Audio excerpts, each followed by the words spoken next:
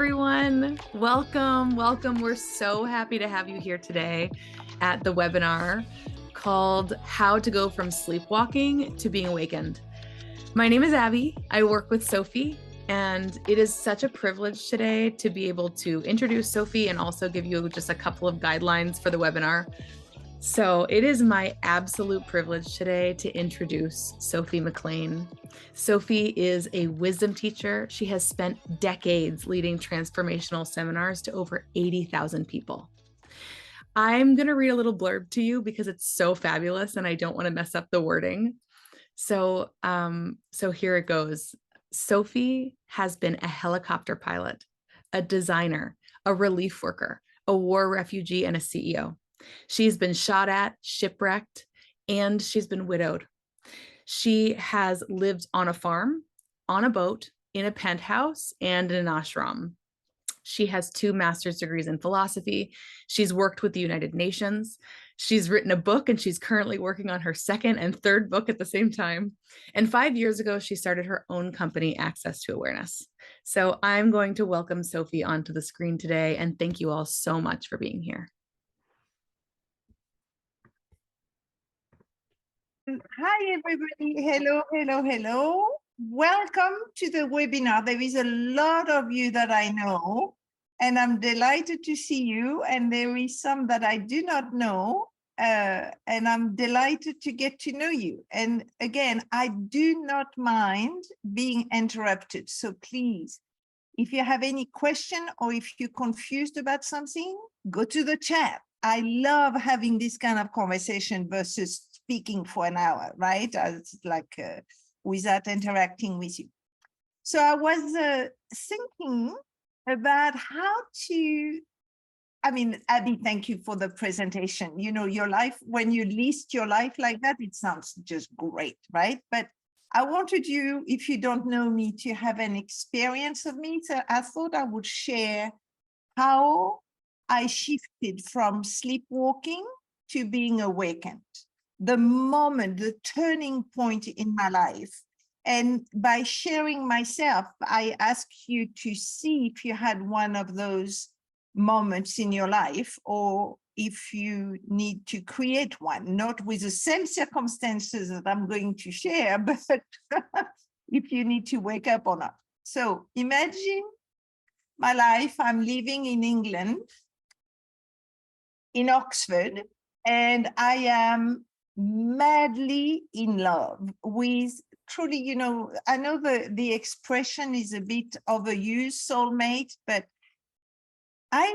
he was called Murray, and we never fought. It's like we knew each other, right? So it was total bliss, and we choose to get married after a few years together. I didn't need to get married, but Murray wanted to get married, right? So we get married, we have a magical day at the wedding, and off we go to the other end of the world, Mauritius, a small island, on honeymoon, right? So day 5 of the honeymoon. So everybody, I hope you had those trips in your life. You know, it's bliss, right? You're so much in love, you feel so lucky, and everything is great, and you tell each other that you love each other about 50 million times a day. And I'm in a car with Murray, and there is a driver, and we're off to see a plantation of pineapples, because Murray wanted to grow pineapples and avocado, and I wanted to do an orphanage on this island. And I'm in the back seat, and suddenly I feel the coldest, darkest, frightening feeling ever. I can't describe it any other way. And I was looking at the sea. I turned to Murray, right? He nearly panicked, and I said, "Are you okay?"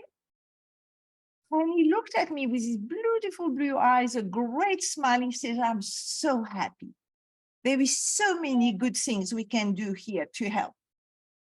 So I'm quieting down. I'm looking out of the window at this beautiful blue sea. For a few minutes, I turned back Murray was dead. Dead, he had a clot to the brain, and he just went in less than a minute. Well, I don't think I need to put it into words, right? The despair, the horror, the shock, the grief, the pain, I mean, anything you imagine, I felt, right? And it lasted, this despair, the bottom of the despair lasted for a few years. I had nothing to look forward to. I had absolutely no interest in being alive, zero, right? And it is very hard to go on through the day when you spend your entire day wishing you were not alive. And what's that? The bottom, the peak of despair is what had me awakened. And why I chose to engage in the path of awakening is because Murray's death even disappeared my sleepwalking. There was just nothing. But it was such horrible nothing that I had to look for something else, right? And that is how I started to the awakening. A few years later, I met somebody, and in one conversation that lasted a few days, 3 days exactly, but it was the same conversation, I woke up. That man altered my life forever. I was by then 33, and I never looked back. I'm now 62. All those years, all I have done is teach people the way to go from sleepwalking to awakening. Now, you don't have to have a tragedy to wake up. That's what I want to tell everybody. Just please, please, please don't wait for a tragedy. I didn't do it the elegant way, if you see what I mean. It's like life just said, you shall wake up, and smack, and I had to, right? So why am I creating all my courses and my seminars is so that people can wake up with ease and grace, fun, relatedness, a conversation, and get the same extraordinary results, but without the pain of the tragedy. So I live now a life of freedom, total freedom. I do not suffer anymore. I want you to take a little time to imagine what it is to have a life without suffering. I have pain, I have anger, I have emotions. I do not suffer. And that is really, really exquisite. So this call, I've put this the webinar together so that I can put you on the road to awakening, okay?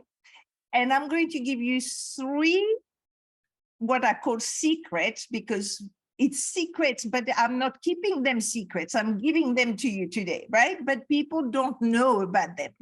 So I'm going to take you through 3 different secrets so that you can start understanding what I mean by going from sleepwalker to awakening.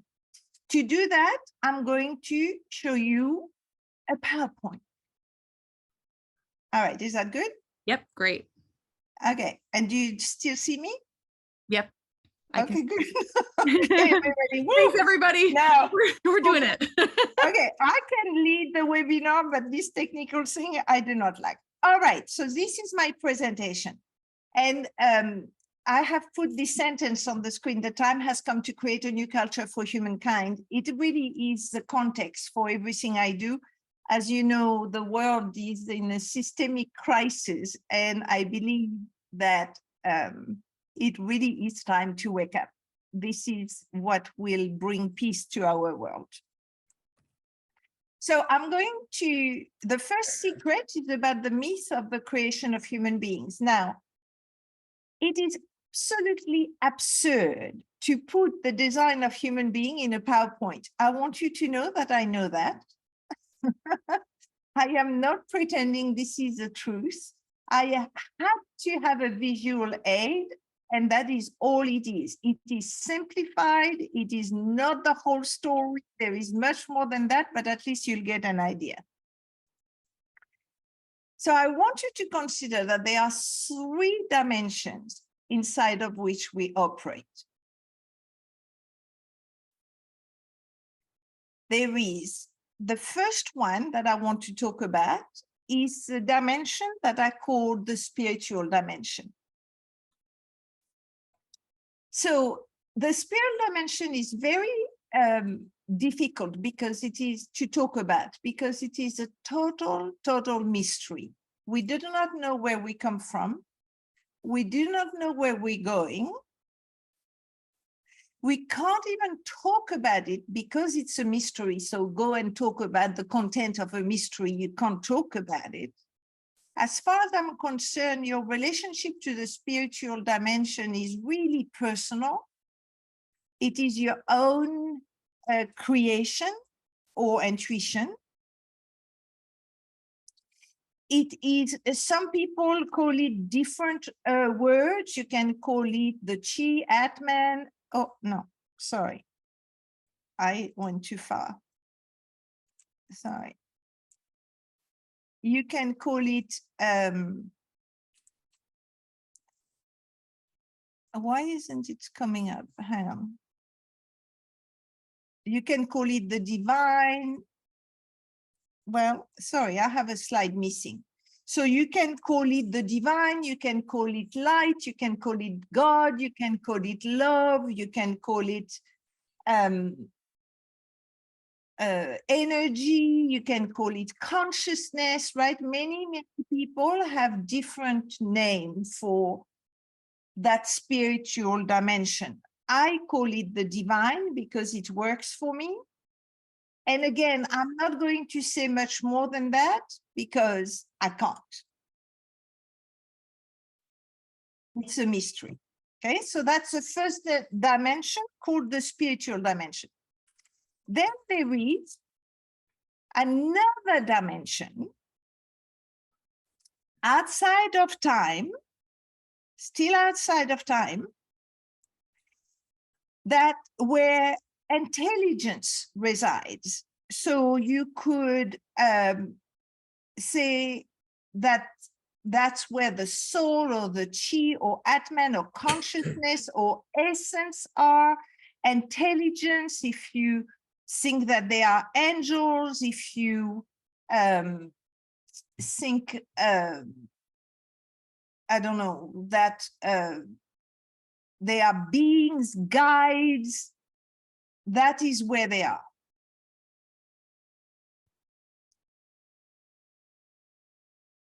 I don't see the PowerPoint anymore. So sorry. Hang on. I've done something. What do you see, Abby? Hi, Sophie. I see your Word document. Where is my PowerPoint? There. All right.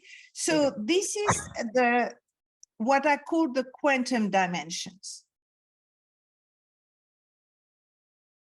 Okay, so it's I see it like outside of time and space, like a school to go to the divine. It's very difficult. You can't imagine it because there is no image you can have of it, but you can actually have an experience of it. So everybody, if you will do this exercise with me just for a second, I would like you to close your eyes. Everybody just close your eyes, really just for 20 seconds. Close your eyes, and I want you to look at your life from the moment you were born until today. And look at it like you're looking at a fast forward movie, right? Like really fast. Or everything that happened to you, all your joy, all your sadness, where you lived, your houses, if you got married, divorced, your jobs, your absence of job, your studies, right? Look at everything like all the happening in your life. See how busy it is, how noisy it is, how full it is. Okay, from the moment you're born until today. Now, keep your eyes closed. Behind all this noise, behind all this busy happening, there is you. Never changing, always the same, constant, whatever your age. That presence in the background is always the same, never changed. Okay, that is your soul and your essence. Okay, you can come back. So you have much more access to the quantum dimension than you have to the spiritual and divine dimension. It is easier for us humans to actually relate to them. And then there is a third dimension, and the third dimension is life as we know it, right? So it is in this time and space, it's physical, you can measure it. We have a body, we are human. This is the third dimension. Okay, so if you have a question or if you're confused, don't forget the chat. So far, what we've seen is 3 dimensions: the divine, the quantum, and the material dimension. Okay, so now we're going to put human beings. So they are the 3 dimensions. You have the spiritual dimension, you have the quantum dimension with the soul, the essence, consciousness, and you have time and space, right? So humans, where are they? Human beings. Here we go. Sorry. There is a divine. There is a quantum. That's, I've represented it with a circle. There is a material. I represented it with the earth. And here is human. Human beings are definitely located in the material dimension, but look where I put your head. I put your head in the quantum dimension as a representation of being connected to your soul. Okay, so we are incarnated in a body, but this is not who we are. We are connected to the soul as humans.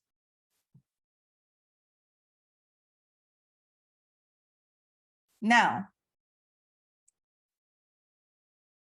I just want to touch briefly on the brain because a lot of people have questions about the brains and all that. I want you to consider your brain as a terminal from the divine and the quantum, right? So there is a divine dimension, the quantum dimension, and all those energy come to your brain, and your brain translates those energies into actualization in the material plane, into action, into language, into your human.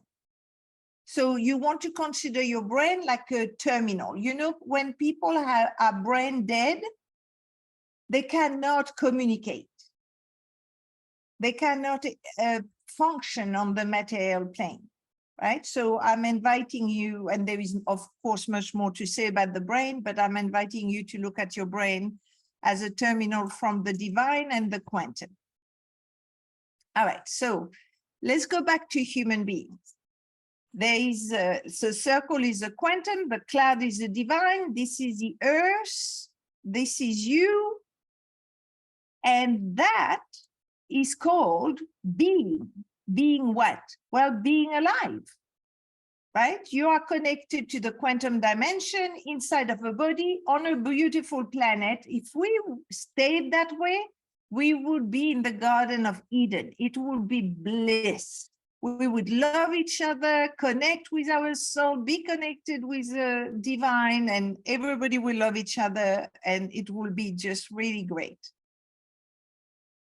Unfortunately, this is not how life works. We are not just being alive.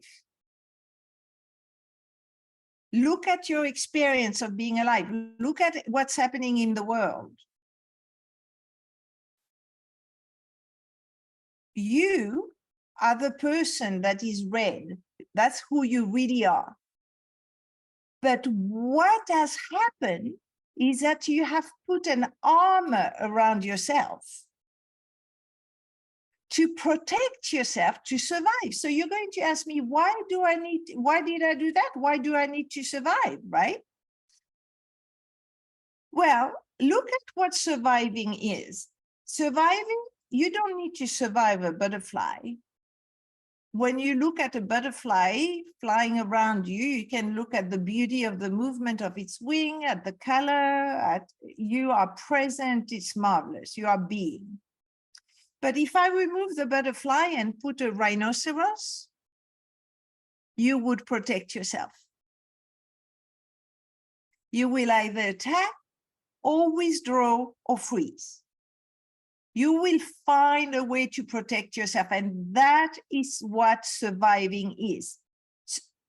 This shell that you see on the screen, this protection that we have created is called the ego. You can also call it your character, your identity, your persona, or your personality. Now, let me just stop the sharing for a second. Again, if you have questions, just don't hesitate to put them on, okay? So you can see that there is an enormous difference between being alive, being present, connected to your soul, self-expressed, safe, that is called being awakened, and being inside of the surviving mode, which is being the sleepwalker, right? A sleepwalker can walk, apparently they can even cook and do all sorts of things, but they're not aware, they're not present.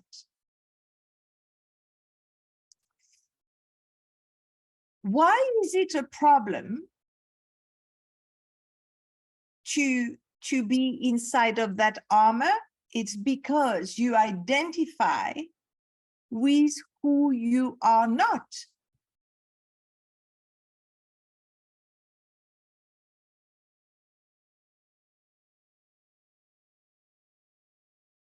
I can't tell by watching your faces if you're following me or not. So can you yeah. repeat what you just said? I didn't hear it because it went out. What did you just? And what did I just say? I just said, why? So I just said, are you clear about the state of the sleepwalker is the image? Okay, I think I must go back to the PowerPoint. Should I go back to the PowerPoint? Hang on. No? Tom says no. Okay. The being awake, right, is obviously still being a human, still having a character, still being present, still functioning in life, still having an ego, right? You need to have a character to be able to function as a human. Right? But being a sleepwalker is when you have an armor, a protection that is not who you are. And you think this is who you are. So just let yourself experience what I'm saying. If you think you are something that you are not, can you see that there will be consequences? You are actually relating to an illusion, thinking it's reality. And there are consequences. So let's make it easy for you. Just if you have a pen and a paper, just write it down for me. What do you identify with? Do you identify with your nationality? Like as if it was the truth? I am an American, I am French? Or is it just a quality that was created by humans? Are you identifying with your age, your gender, your status in life, the titles you have or you have not? Are you identifying with your bank account, with your weight, with your job? Some of you, are you identifying with being a nice person or a hard worker or somebody with a sense of humor? You know how we say, well, no, I'm just nice. No, I'm just strong. Do you actually identify? Do you think that really is the way you are? Did you ever find a gene that says this one is strong? Do you identify with your car? I had somebody that nearly lost his life because he identified with his car and didn't want to leave it behind in a riot. Do you identify with the size of your home, with your friends, or with the absence of friends? All right, even more deep. Do you identify with your views, your opinions, your judgment, your thoughts? Do you actually believe your thoughts? Do you actually believe your opinions, your fears, your fantasies?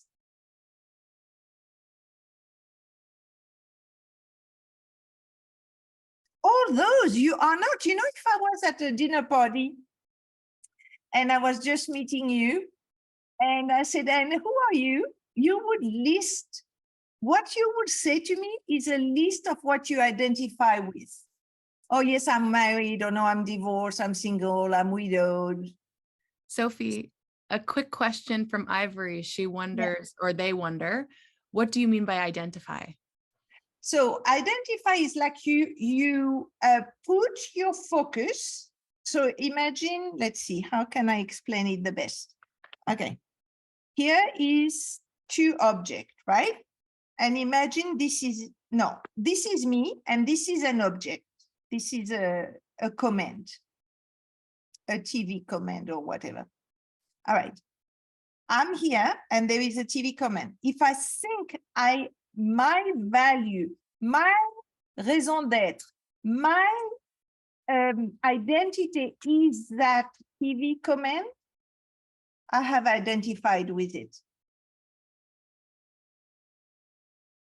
Okay. So for example, if I say, I am a wisdom teacher and I believe it, right? My title, the title I gave myself is a wisdom teacher. So I'll say, I am a wisdom teacher. If I start believing it, it's like, oh, were you born a wisdom teacher? Is it your soul? No, I made it up. It was a really nice title, but I've had it for 5 years. That's it. I made it up, right? So I'm totally free. I can stop being a wisdom teacher anytime I want because I don't identify with it. But when Murray died, I identified with being his wife, right? So not only did I have to deal with the pain of his death, but I didn't know who I was anymore because what I identified with was being Murray's wife. Okay? So there is an enormous cost to identifying with something that you are not.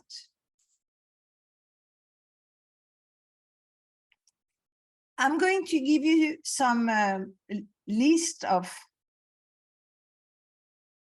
costs of being a sleepwalker. See the one that resonate with you, because those are the symptoms that you are related, identifying with something that is not you.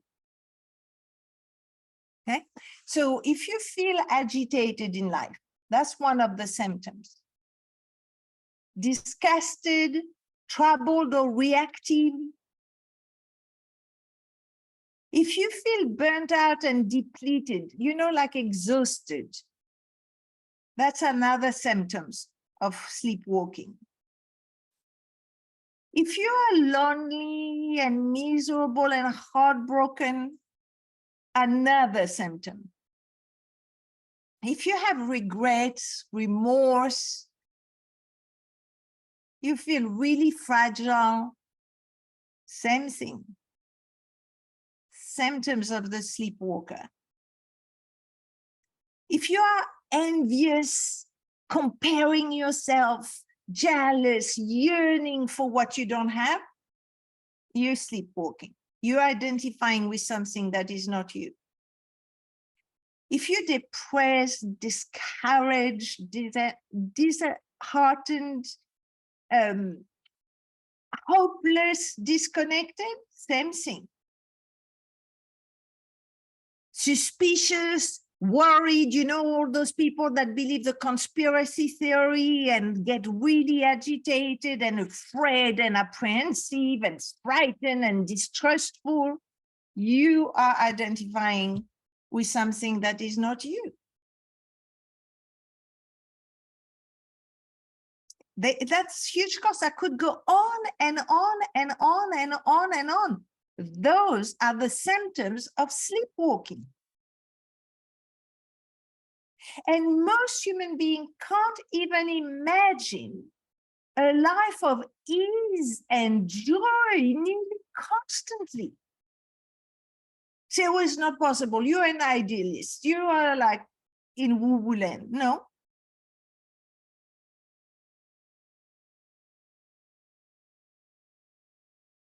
All right, so my second secret, what happened? Well, why did we go from being awake to being a sleepwalker? What happened? What happened, right? So the why it happened, I can't tell you. I'm obviously not privy to the reason there is a school the way it is, okay? But as soon as I know it, I promise I'll tell you. But for the moment, I have no idea. But I know, for having spoken to so many people, what happened with every single one of my students. So I want you to imagine it, okay, everybody? This conversation will only make a difference if you let yourself really experience it for yourself. So imagine you're born, you're a soul, right? So imagine yourself, you're this beautiful soul full of light and love and all that, and you decide, oh, time to go to Earth School to learn love. Okay, so off we go, we create everything and we incarnate. So you see little babies, right? I don't know about you, but I love little babies because they are just present, right? There is no ego, there is no character, there is no identity. You've never looked at a little baby saying, oh, a little perfectionist, oh, a little one with a sense of humor. No, there is nothing. There is an essence, which is absolutely delicious. And you're waiting to see what will come out of that little one, right? All right, so far so good. And then very, very soon after our birth, like within a year or two, max, something happens. Doesn't have to be tragic or anything, right? But something happens. And for the first time in your life, first time, you have enough awareness to realize you do not know what is happening. You have never encountered anything like that. it doesn't have to be anything big. For the little one, it is the first awareness of not knowing. That is the switch. And fear arises because now you don't know. You have crossed the boundaries of the known. And fear is absolutely the natural, logical emotion that arises. Life is now dangerous. And what do you do in front of danger? You survive. Now, here's the problem. In the moment fear rises and you shift into survival, at that very moment, you forget who you really are. And I really want to, in my experience of all my students, that moment is so, I want you to experience it's like ripping your heart out of your chest. You disconnect from the quantum reality and from the divine. And you only now look at the material dimension, and you are now left to manage, strategize, dominate, force the external world so that you can survive. You are now ignorant, uncertain. You don't know who you are. You have cut yourself off from the divine and the quantum. The only thing left for you is the external world and false identification.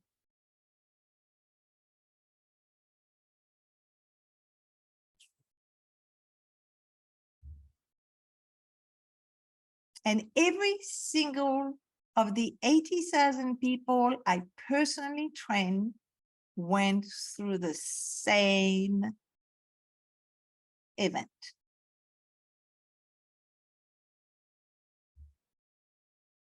It doesn't matter if you don't remember it. You will if you take my course, but it doesn't matter if you don't remember it. You went through it. I know I haven't spoken to 6 billion people, but 80,000 of all nationality, walk of life, age, I can say it's the design of human being.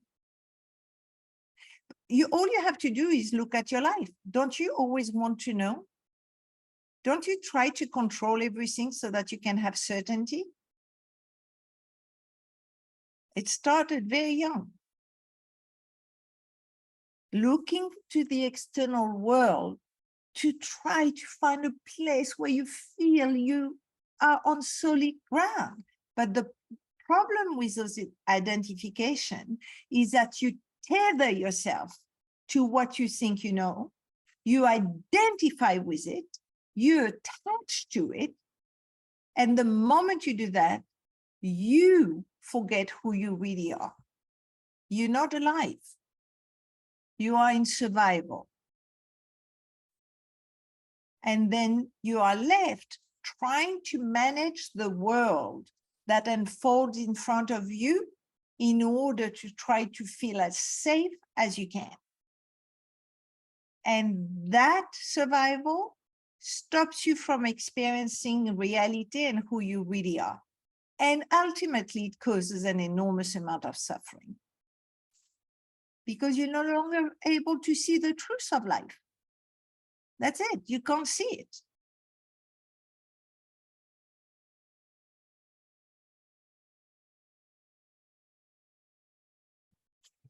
Now, does it have to be that way? Are you going to spend your entire life that way? Why do you see I gave the last 30 years of my life to teach people, there is me. You can be free.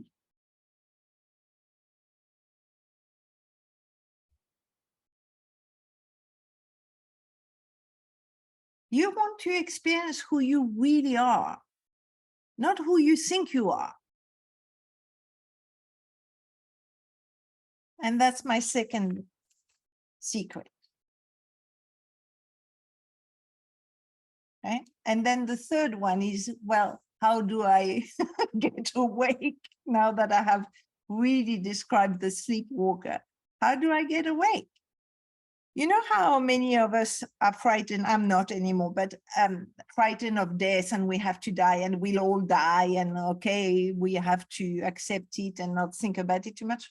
Well, in fact, you will never die, because who you are is your soul. So you'll never die. You don't have to worry about that, because you were never born, right? You are your soul. Who you really are is your soul. You just need an experience of it to remember it. But the thing that has to die while you're alive, your human is alive, is your ego.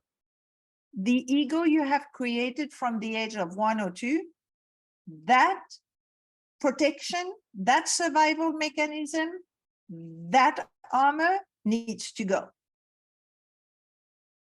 That is what is called being awake. It doesn't make you perfect, by the way. You have past attacks and egoic attacks and all that, but you are awake. You have shifted from being a sleepwalker to being awake. Life is very different. You know the experience of being awake, everybody?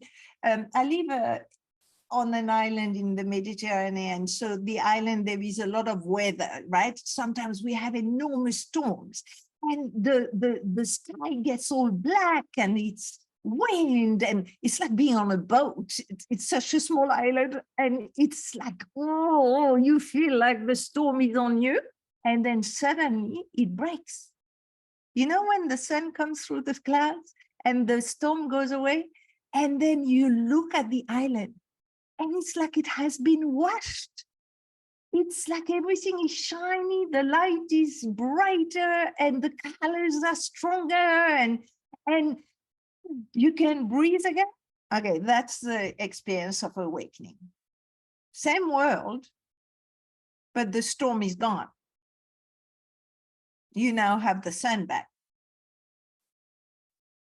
So if you want to live life not dreading the circumstances and how you're going to cope in life, that is the path to take. And it seems to be not the reason, but it seems to be the purpose of a school.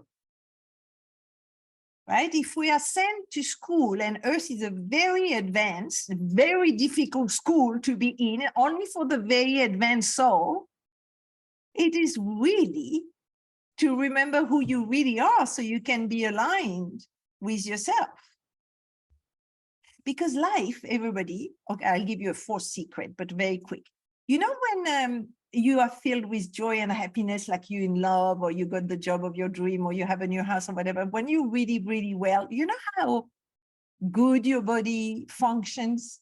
You look good, and you have a lot of energy, and you can do millions of things, and you just like, well, right? Even your body's good, you know? But you know, when you're unhappy and worried and anxious, then, oh, your face looks, everything is written on your face, right? And you can even get sick, or you drink too much, or you eat too much, or you have too much sex, or you smoke, or you do drugs, or you work too hard, right? Because there is this unhappiness and you're trying to fill a void, right? And your body will break down. Your hormones will get triggered and not work as well. So life is about being happy. That is your normal state of being. How do I know it? Because your body works well when you are happy and joyful. You know, look, I'm 62-years old. I don't look that bad for 62-year-old people. I say to everybody, awakening is better than plastic surgery. Save some money and come and find some happiness. That's what life is about. It's literally about bliss. So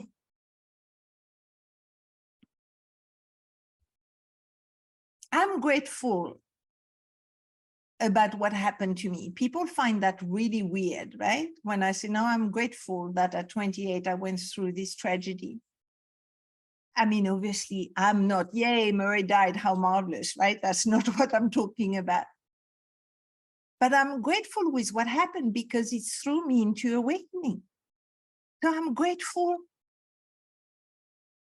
I'm just grateful that I woke up. And that's why I'm inviting you to do my course. I'm not grateful for his death. I'm grateful for the gift of awareness it allowed in my life. Awareness is the ultimate power. So there is so much more I could tell you, but I see I've spoken a lot. If you have questions, put it on. We have 10 minutes left, and I want to make sure that I answered some questions if you have some. But let me tell you about the course I would like you to participate in. It's an hour and a half a week. It's for 14 sessions. It's recorded. If you miss one session, you listen to the recording. I'm yours, live call. I'm here to answer your question, mentor you, coach you, make sure it will be my responsibility that you are awakened and get everything you need. I have led, and I see some of you on this call have done my courses. Thank you for being here. I produce the results. You don't have to worry about it. I promise you will awaken. Okay, promise, promise, promise, promise. Okay, you'll have a journal. You'll have audio chapter from my audiobook. You'll have templates. You have charts. You have a journal. You have so many things to play with. It's fun. The most important is that you're not alone, and I make it my responsibility that you awaken. You know, I've done a lot of seminars. I educate myself a lot, right? I would not presume to be a teacher if I didn't have an enormous amount of experience behind me, because it would be a bit shallow. So I've done a lot of work with masters and gurus and shamans, and you name it, I went to see them. And every single time I had some time one-on-one with those people, it made an enormous difference. Just enormous, right? Because they kind of nailed it. You know, I could have worked with them for a week, and then I had 15 minutes with them, and then I went, oh, I understand. Okay. And I'll personally answer all your question or your issue or whatever you want to do. All right. So now I want to give you time to ask any questions you have or answer any queries, anything that left you confused. Or Abby, is there any questions? Hi, Sophie.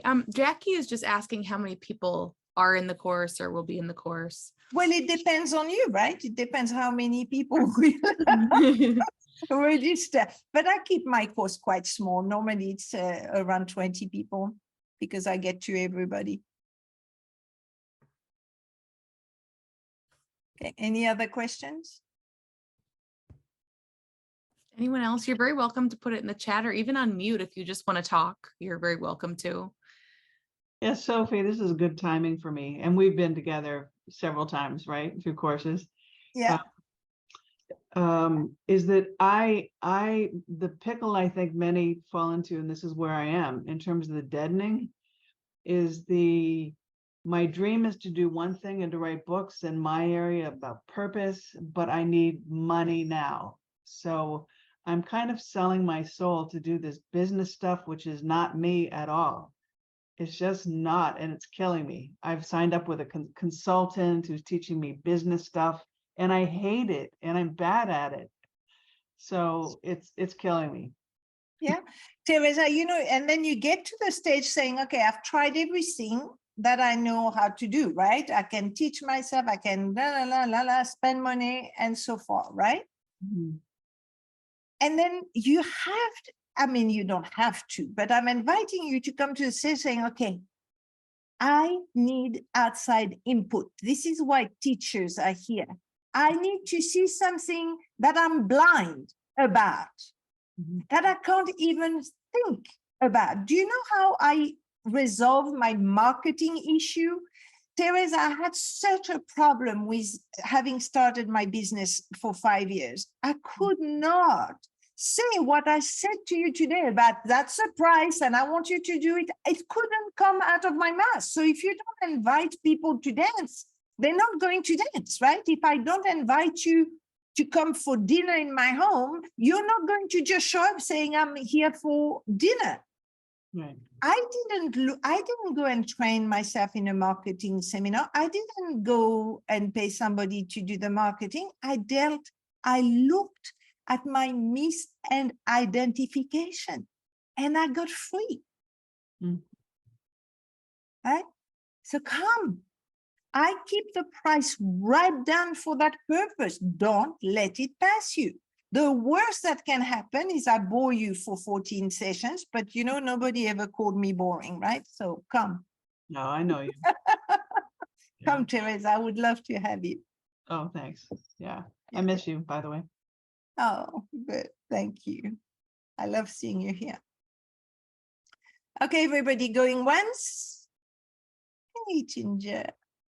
Going twice? Okay, well, I want to thank Abby and Clive. They have supported me so much for putting this webinar together. I'm really grateful for the support and expertise they provide. And for all of you, I want you to know that I never, ever, ever take it for granted that you will spend an hour out of your day to listen to a French woman so committed to awakening. I appreciate it. You give a meaning to my life. Yeah. I'm sorry to interrupt you, but Ivory has a quick question before we go. Yeah, sure. Where is Ivory? Hi, Ivory. I'll ask you to unmute. Does that help? Let's see. Unmute. Has that worked? Yep. Yeah, we I can hear see you. We learned from the very beginning of time what my name is, where I live. So it's like we're constantly being given that from the beginning of time. Yes. So you're saying, or what I hear you say is we let go of all that. And I am nothing. And I am nothing. Am I a woman? I can't, I think, I'm a woman. I mean, I can't help identifying with things. You can. So the experience, Ivory, I love your question, by the way. It is exactly why people think it is impossible, right? Yes. I have the body of a woman. I enjoy the experience of being a woman. I enjoy many things, right? I enjoy being a human, being incarnated as a human.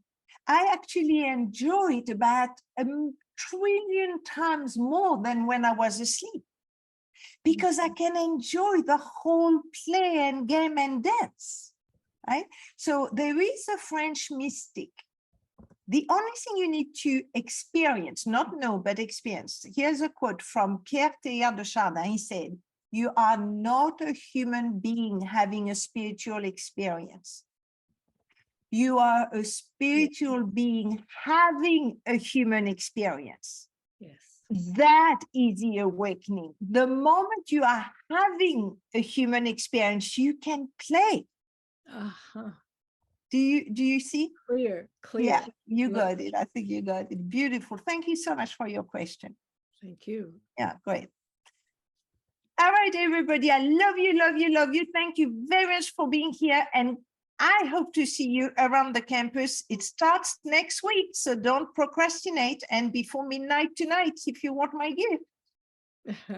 Bye, everybody. I'll let you go off. Thank you.